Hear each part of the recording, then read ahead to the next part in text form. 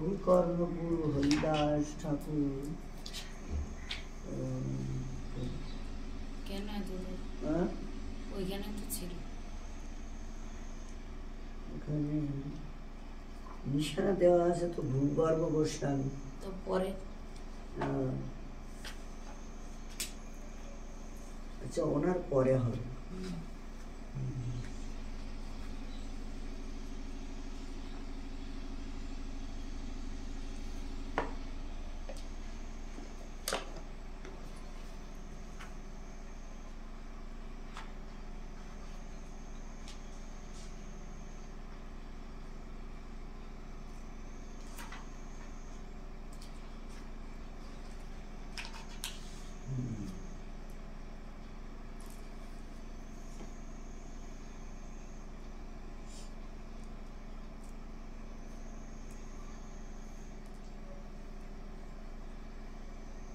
নরহরি সরকার তিনি ব্রজের মধুমতি সহচরী।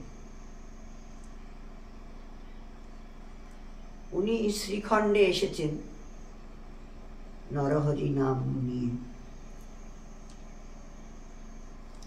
গৌরকে উনি প্রতিরূপে ভালোবাসতেন আর এমন মানে প্রেম, আর সবসময় গোরা গোরা নাম জপ করতেন। একবার ওনার কাছে কোনো ভক্ত জিজ্ঞাসা করেছিলেন যে আপনি শুধু গোরা গোরা নামটাই জপ করেন, কৃষ্ণ নাম তো জপ করেন না।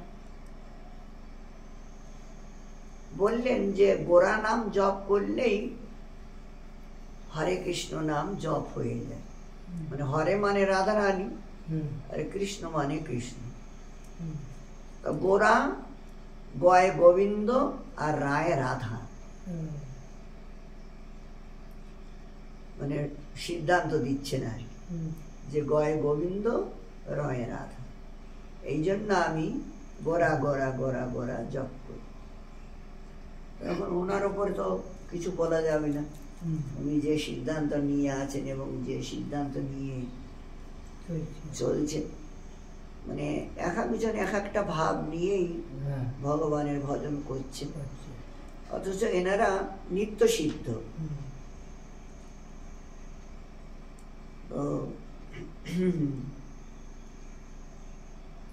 নিত্য সিদ্ধ ভাব নিয়েই ওনারা সেবা করছেন বা সেই ভাব নিয়েই আছেন।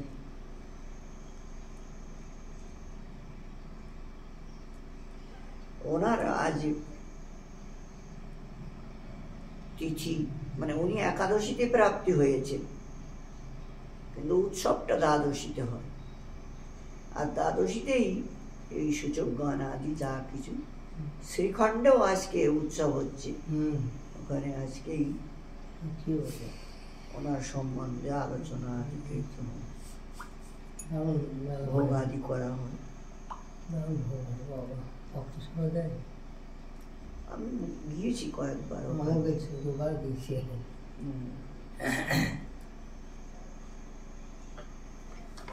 দয়ার ঠাকুর বন্দ শ্রীপাদ নরহরি, পিয়াও গোরা প্রেমামৃত মোরে কৃপা করি।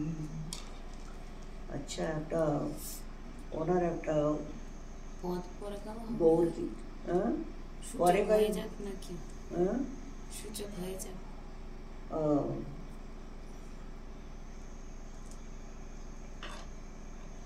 ভূখণ্ড ভূমণ্ডল মাঝে তাহাতে শ্রীখণ্ড সাজে, মধুমতি যাহে পরকাশ। ঠাকুর গৌরাঙ্গ শোনে বিলাসয়ে রাত্রি দিনে, নাম ধরে নরহরিদাস। শিরাধিকার সহচরী রূপে গুণে আগরি, মধুর মাধুরী অনুপাম অবনীতে অবতরী পুরুষ আকৃতি ধরি পূর্ণ কইল শ্রী চৈতন্যের কাম। মধুমতি মধুদানী ভাসাইলা ত্রিভুবনী মত্ত কইল গৌরাঙ্গ নাগরে মাতিল শ্রী নিত্যানন্দ আর সব ভক্তবৃন্দ। বেদ বিধি পড়িল ফাপরে যোগপদ করি নাশ আহা ভক্ত ভকতির পরকাশ। করিল মুকুন্দ সহোদর পাপিয়া শেখর রায় বিকাইল রাঙা পায় শিরঘুনন্দন প্রাণেশ্বর। গৌর দেশরার ভূমি শ্রীখণ্ড নাম গ্রামে মধুমতি প্রকাশ যাহাই শ্রী মুকুন্দ দাস সঙ্গে শ্রী রঘুনন্দন রঙ্গে ভক্তি তত্ত্ব জগতে লয়। শুনি মধুমতি নাম নিত্যানন্দ বলরাম সপার্ষদে দিলা দর্শন দেখি অবধূত চন্দ্র হইলা পরমানন্দ নতি করি বন্দিলা চরণ। একদিন নিত্যানন্দ জানতে পারলেন যে ব্রজে যে রাধাকৃষ্ণকে মধু দান করতেন সেই মধুমতি শ্রীখণ্ডে জন্ম নিয়েছে। এখন নিজের এই দাস গদাধর আদি জগদানন্দ যারা সঙ্গে ওনার সেবক আদি আছে এদের বলল চলো যাই তোমাদের সবাইকে আজকে মধু পান করাবো। কোথায়? তো শ্রীখণ্ডে যেতে হবে। সবাইকে নিয়ে শ্রীখণ্ডে আসলেন। এসেই এখন ওনাকে ডাকছেন মধুমতি মধুমতি বলে। নরহরি সরকার নিত্যানন্দকে দেখেই সেই পূর্বের ভাব ওনার জেগে গেল। নিত্যানন্দ বলরাম বলাই দাদা এসেছে, এই কি ব্যাপার? ওনার চরণে প্রণাম করলেন। নিত্যানন্দ প্রভু তখন বলছেন, কহে নিত্যানন্দ রাম শুনো মধুমতি নাম আসিয়াছি তৃষিত হইয়া এত শুনি নরহরি নিকটেতে জল ভরি সেই জল ভাজনে ভরিয়া। এখন পাশে একটা কুণ্ড ছিল, কমল কুণ্ড, সেখানে মানে কমল ফুটে আছে। তোমার কাছে এসেছি মধু পান করার জন্য। মানে নরহরি সরকারকে বলছি, আজকে আমাদের পেট ভরেই মধু পান করাতে হবে, নাইলে আমরা এখান থেকে কিছুতেই যাব না। উনি শুনে আশ্চর্য হয়ে গেলেন। আরে, বললেন যে নিতাই ঠাকুর আমি এখন মধু কোথার থেকে আনবো? তাহলে ওসব আমি জানি না, এক্ষুনি মধু পান করাতে হবে। এই তখন উনি একটা কলসি নিয়ে আসলেন। কলসি বের করে এনে ওই যে কমল কুণ্ডে যেয়ে তখন উনি ওখানে ডুবাচ্ছেন কলসি। কলসি ডুবালেন আর ওখান থেকেই জল কলসি এনে নিতাইয়ের হাতে ধরে দিলেন, এই যে নাও।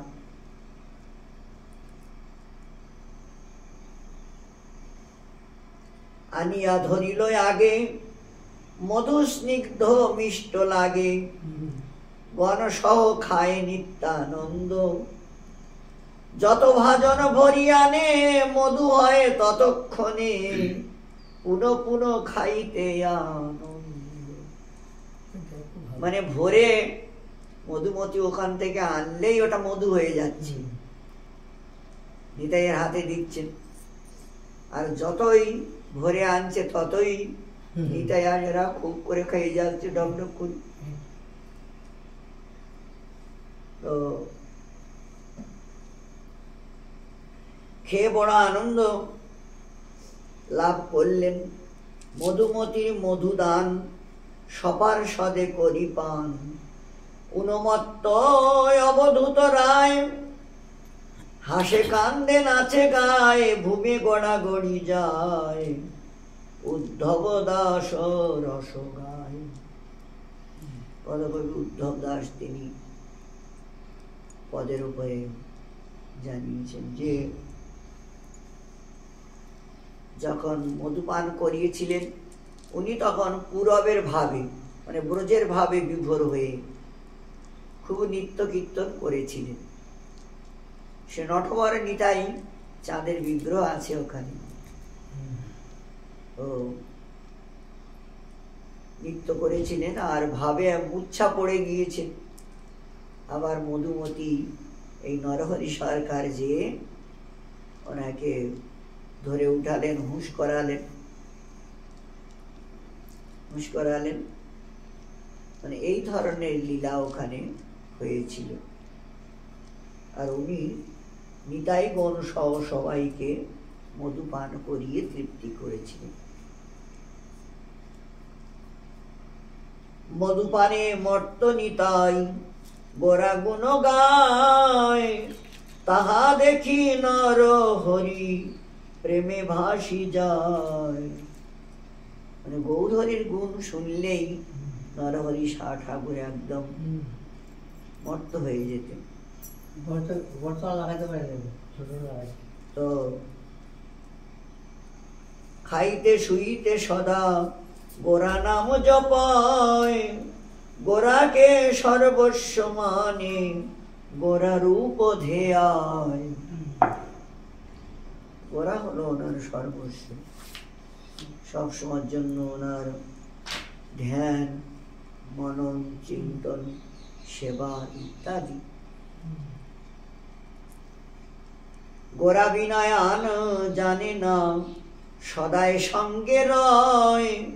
গোরার মাঝে যুগল রূপ দেখিতে যে পায়। সন্ন্যাসী হইয়া যাবে গোরা চলি যায়।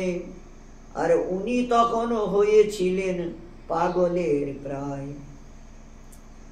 আহার নিদ্রা চলে গেল শুধু হায় হায়। গোরা বিনে ঠাকুরের বাঁচা হলো দায়। তখন পদ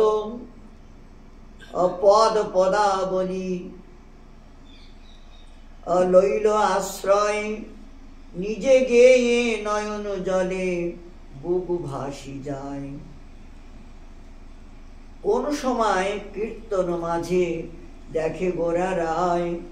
উন্মাদিনীর মতো ঠাকুর তারে ধরিতে যায়। কেন আমায় ছেড়ে গেলে বল দয়াময়। কেমন করে থাকি এখন বলো না আমায়। শুভ আশিস প্রেম দান করি অনেক জনার। আর অগ্রায়ণ কৃষ্ণ দ্বাদশীতে গেলেন লীলায়। তার দুঃখে দুঃখী হইয়া বৈষ্ণব গণ কাঁদয়। আমাদের ছেড়ে একা কেন গেলেন লীলায়। গেলেন লীলায়। আশীর্বাদ করো ঠাকুর যেন ওই পদে মন রয়। আচ্ছা, এটা হলো অন্য লোকের একজন। রাধা দাস্য পেতে পারি কেঁদে সনাতন কয়।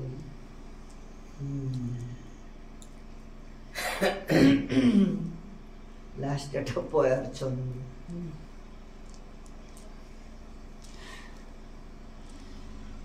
মানে ওনার সম্বন্ধে দুই কবি দুটো পদ আর কি লিখেছেন, কিন্তু এর আগে বা পরে এগুলো এনাদের জীবনীগুলো ভালো করে দেখতে হবে, বের করতে হবে, বের করে সুন্দর করে লিখতে হবে আর একটা খাতায়, আর একটা খাতায় লিখে তারপরে ছাপাতে হবে, তাহলে জিনিসগুলো সুন্দর হবে। এখানে ছন্দটা খুব সুন্দর এসেছে তোমার। গৌরহরি যাওয়ার পরে যে ভাব এবং যে দশাটা হয়েছিল সুন্দর এসেছে। হ্যাঁ, তো উনি আবার যে পদাবলী লিখেছিলেন তার একটা পদ মানে আমরা আস্বাদন করি। শয়নে গৌর স্বপন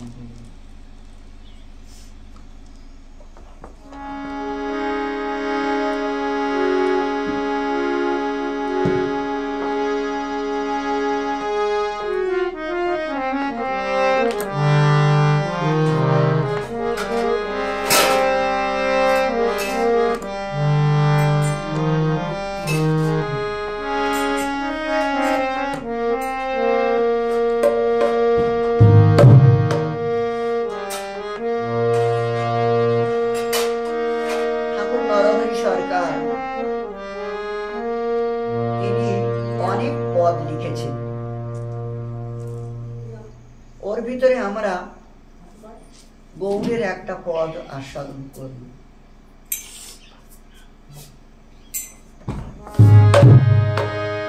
আমার শয়নে গৌর স্বপনে গৌর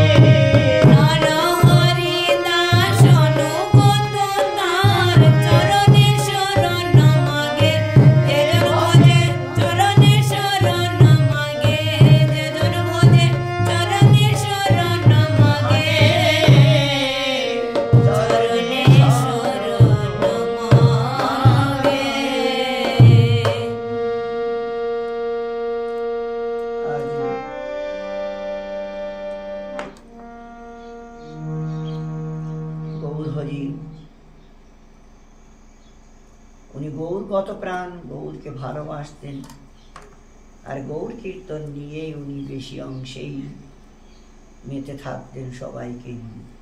গৌর প্রেমে মাতোহারা করেছেন, গৌর আমার রাধা কৃষ্ণ, গৌর আমার সব কিছু, সর্বস্ব ভেবে উনি বলে গৌরাঙ্গ হে প্রাণ, গৌরাঙ্গ হে